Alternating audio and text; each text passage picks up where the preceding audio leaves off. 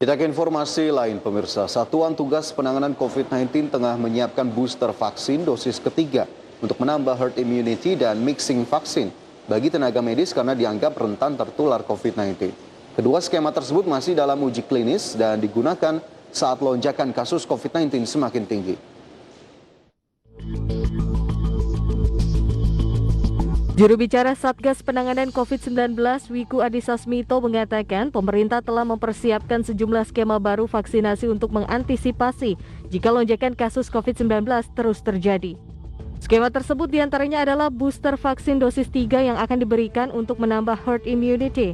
Kekebalan tubuh manusia setelah vaksinasi dalam menangkal virus tidak sama, untuk itu diperlukan booster vaksin COVID-19. Selain itu, Wiku menambahkan metode mixing vaksin atau pemberian vaksin jenis vaksin yang berbeda juga mungkin saja dilakukan, terutama bagi tenaga kesehatan yang dianggap paling rentan tertular.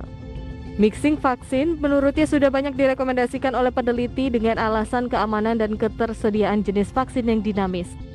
Solusi lain yang dapat dilakukan diantaranya melakukan booster vaksin dosis ketiga maupun mixing vaksin.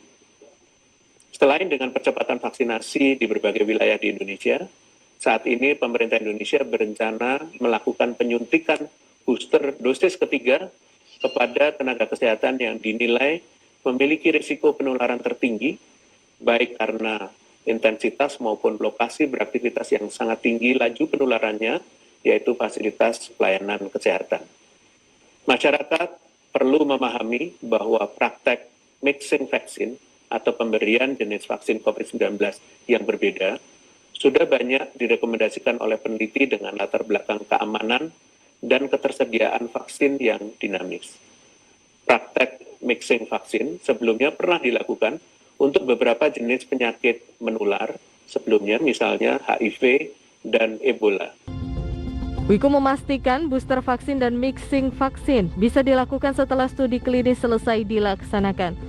Oleh sebab itu, Wiku mengimbau masyarakat tidak melakukan mixing vaksin dan booster vaksin secara mandiri tanpa izin dan pengawasan dari tenaga kesehatan. Jakarta, Rizka Ayu, IDX Channel.